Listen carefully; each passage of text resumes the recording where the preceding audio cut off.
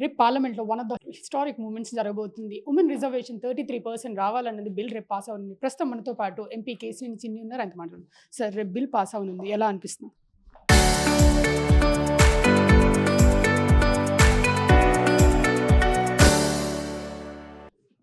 దేశానికి ఒక శుభ పరిణామం. తప్పకుండా మహిళలు ఎంతో క్రమశిక్షణగా ఉంటారు. కుటుంబ బాధ్యతలు నిర్వర్తించడమే కాకుండా తమ పిల్లలకి బాధ్యతమైన విద్య నేర్పించడం కానీ అన్నింటిలోనూ కూడా మహిళల వల్లే అభివృద్ధి చెందుతుంది ఏ కుటుంబమైనా. అటువంటి కుటుంబంలో ఏ విధంగా మహిళలు వృద్ధిలో చెందుతారో మన వ్యాపార రంగాల్లో చూస్తే బ్రహ్మాండంగా సక్సెస్ అవుతున్నారు, వాణిజ్య రంగంలో బ్రహ్మాండంగా సక్సెస్ అవుతున్నారు, ఇండస్ట్రీస్లో సక్సెస్ అవుతున్నారు. ఇట్లా మహిళలు చెయ్యని రంగం అంటూ ఏం లేదు. మొన్నటిదాకా కూడా విజయవాడలో అంతా రిపోర్టర్లు అందరూ జెంట్స్ ఉండేవాళ్ళు. ఇప్పుడు చూస్తే మీలాంటి మహిళలు వచ్చి ఈ రిపోర్ట్ రంగంలో కూడా ముందుకు వెళ్ళిపోయారు. కాబట్టి దేశ చరిత్రను మార్చే విధంగా ఈ మహిళా రిజర్వేషన్ బిల్లు ఉండబోతుంది. ఎందుకంటే ఇవాళ దేశంలో చాలామంది వ్యక్తులు రాజకీయాలు అంటేనే ఒక రోతగా ఉన్న సమయంలో మహిళలు వచ్చి మహిళా బిల్లు ద్వారా మహిళలందరూ కూడా ఈ రాజకీయాల్లో కొత్త ఒరవడి సృష్టించి దేశాన్ని ఏ విధంగా మన కుటుంబాలను ముందుకు తీసుకువెళ్తారో అదేవిధంగా దేశానికి ముందుకు తీసుకెళ్లే విషయంలో కూడా ఉంటారని తెలియజేసుకుంటాం. మీ మూమెంట్, మీ హయాంలో 2 హిస్టారిక్ బిల్స్ పాస్ అయినాయి. ఒకటి అమరావతి బిల్, ఇంకోటి రిజర్వేషన్ బిల్. ఎలా అనిపిస్తుంది? నిజంగా గౌరవ ముఖ్యమంత్రి చంద్రబాబు నాయుడు గారికి ధన్యవాదాలు చెప్పుకోవాలి. ఈ 2 బిల్లులు పాస్ అయ్యే సమయంలో నన్ను పార్లమెంటు సభ్యుడు చేసినందుకు చంద్రబాబు నాయుడు గారికి, విజయవాడ ప్రజలకి, తెలుగుదేశం నాయకులకి, కార్యకర్తలకి, కూటమి నాయకులకి అందరికీ కూడా ధన్యవాదాలు తెలుపుకున్నాం. నిజంగా ఇది ఒక గొప్ప విషయం.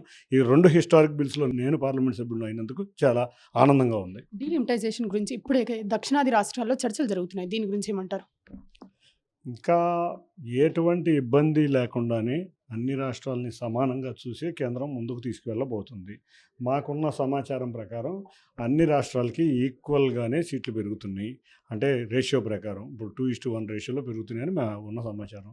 ఇంకా క్లియర్ సమాచారం తెలుసుకుని తెలియజేసుకుంటాం. కాకపోతే తప్పకుండా ఎటువంటి రాష్ట్రానికి ఏ విధమైన ఇబ్బంది లేకుండా తీసుకువెళ్తమే గౌరవ ప్రధానమంత్రి గారి యొక్క ముఖ్య ఉద్దేశం.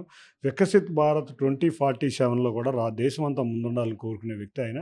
తప్పకుండా ఎటువంటి ఇబ్బంది లేకుండా ఈ డీలిమిటేషన్ బిల్లు ఉండబోతుంది. ఇప్పటికీ మీ కూటమి ప్రభుత్వం అమరావతి కట్టడం స్టార్ట్ చేసిన వైసీపీ వాళ్ళు మాత్రం అమరావతి వేస్ట్ మావిగానే బెటర్ అని చెప్పి ట్రోల్ చేస్తున్నారు. దీనికి ఏమంటారు? రోత పత్రిక, రోతలు, రోత పేరు ఏంటి? మావిగా అంటే రోత కనిపించలేదా మీకు?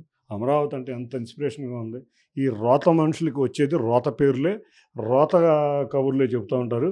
తప్పకుండా ఇవాళ ఈ రోత వ్యక్తుల్ని ప్రజలు తిరస్కరించారు. అందుకే 3 రాజధానులు అనగారు 11 రెడ్డి అయ్యాడు. బిల్లును వ్యతిరేకించి మావిగన్ అనగానే 0 రెడ్డి కాబోతున్నాడు. తిరువూరులో దత్తు గారి దగ్గర మీరు డబ్బులు తీసుకున్నాయని చాలా ఆరోపణలు వస్తున్నాయి. తిరువూరులోని ఎందుకు అన్ని ఆరోపణలు మీ మీద వస్తున్నాయి? నా మీద ఏం ఆరోపణలు రాలేదమ్మా. ఏదో వీడియో అయిందని చెప్పాడు. దత్తు గారు దానికి సమాధానం ఇవ్వడం జరిగింది. దత్తు దగ్గర డబ్బులు తీసుకునే అంత స్థితిలో కేశినేని చిన్ని లేడు. విజయవాడలో ఎవరి దగ్గర డబ్బులు చేసుకునే స్థితిలో కేశినేని చిన్ని లేడు. ఇంతవరకు ఎప్పుడు రాలేదు. సాక్ష్యాలు ఇప్పుడు దత్తు కూడా నేను క్లియర్గా చెప్పాడు. ఆయన 5 సంవత్సరాలు నాకు ముందు నుంచి కూడా అక్కడ ఇన్ఛార్జి. ఆయన అడిగి ఆయన సమాధానం కూడా చెప్పాడు. ఆ ఆరోపణలు వచ్చిన వాళ్ళని అడిగితే సాక్ష్యాలు ఏమున్నాయో తెలుసుకుంటే మంచిది.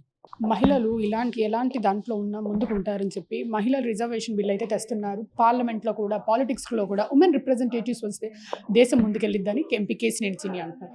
కెమెరామెన్ ప్రసాద్తో అథా మొహమ్మద్ RTV, విజయవాడ.